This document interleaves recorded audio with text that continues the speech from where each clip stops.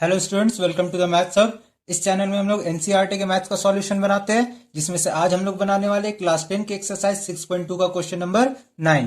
तो इस क्वेश्चन में बोला गया है एबीसीडी इज अ ट्रेपीजियम। तो ए बी सी डी एक ट्रेपीजियम बना लिया हम लोग, in which A B parallel to DC. इसमें ए बी लाइन और डीसी लाइन ये दोनों पैरेलल है, तो ये गिवन है। तो गिवन में हम लोग लिख लिए कि in this figure A B parallel to DC and its diagonals intersect at each other at point O. और इसका जो डायगोनल होता है, तो दो डायगोनल हो गया इसका, एक डायगोनल एसी हो गया और एक डायगोनल बीडी हो गया। ठीक है, तो ये दोनों कहाँ ओ पे इंटरसेक्ट करता है, जैसा क्वेश्चन में दिया हुआ वैसा लिख दिए। अब हम लोग को प्रूफ करना है so that AO upon BO, AO upon BO is equal to CO upon DO. तो ये जो प्रूफ करना है उसको हम लोग लिख लिए। अब इस मैथ्स को बनाने के लिए हम लोग यहाँ पे थोड़ा सा कंस्ट्रक्शन करेंगे। तो कंस्ट्रक्शन में लिखेंगे यहाँ पे draw EO, EO draw parallel, EO line हम लोग ड्रॉ किए हैं और ये ईओ जो है वो पैरेलल है एबी के पैरेलल है। जब ये वाला लाइन इसके पैरेलल हो जाएगा तो ये वाला लाइन इसके भी पैरेलल हो जाएगा, क्योंकि ये दोनों आपस में पैरेलल है। तो EO parallel to AB and parallel to DC. तो इसके आगे अब हम लोग यहाँ पे मैथ्स बनाना स्टार्ट करते। तो यहाँ पे लिखेंगे हम लोग इसको प्रमाण, और इंग्लिश में हो जाएगा प्रूफ।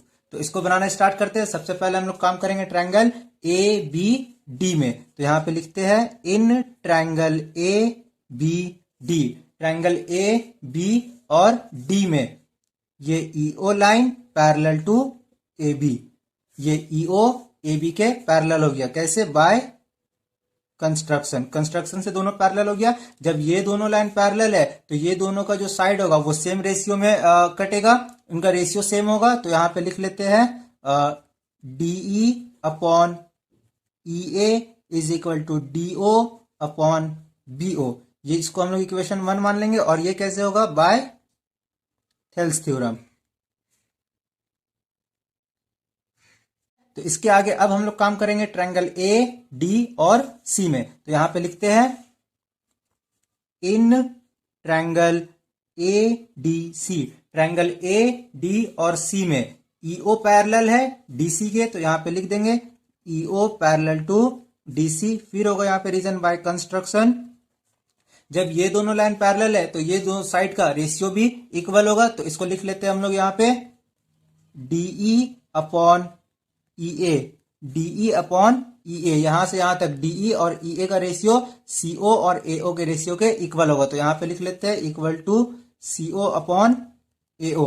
ये इक्वेशन 2 मान लेते हैं और इसको भी लिखते हैं बाय थेल्स थ्योरम।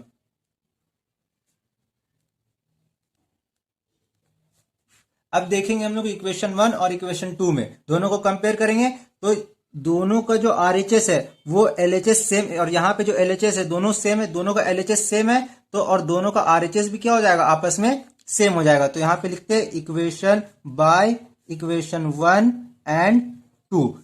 इक्वेशन 1 और 2 से दोनों का जो आरएचएस है वो इक्वल हो जाएगा। That is DO by BO is equal to CO by AO. अब हम लोग को जो प्रूफ करना है उसको यहाँ पे लिख लेते हैं, ताकि स्क्रीन में आप लोग को नजर आते रहे। तो हम लोग को प्रूफ करना है AO upon BO is equal to CO upon DO. तो यहाँ पे लिख लेते हैं AO upon BO is equal to CO upon DO. तो इस चीज को हम लोग को प्रूफ करना है। तो यहीं से ये प्रूफ होगा। तो ये डीओ है और ये एओ। अब ये दोनों क्रॉस मल्टीप्लाई होगा तो इसको लिखेंगे डीओ इंटू एओ। ये डीओ और एओ मल्टीप्लाई हो जाएगा और इधर सीओ इंटू बीओ हो जाएगा। हम लोग को लाना है एओ अपॉन बीओ। तो यहाँ का एओ को ऊपर ही रखेंगे और यहाँ का बीओ इक्वल के इधर आएगा तो डिवाइड में हो जाएगा। फिर ये इक्वल यहाँ पे, यहाँ का सीओ यहीं पे रखेंगे और ये जो डीओ है इक्वल के इधर मल्टीप्लाई में, इक्वल के इधर आएगा तो डिवाइड में, तो यहाँ पे डीओ हो जाएगा। हम लोग को यही लाना था AO upon BO is equal to CO upon DO. तो ये आ गया और ये प्रूव्ड हो गया।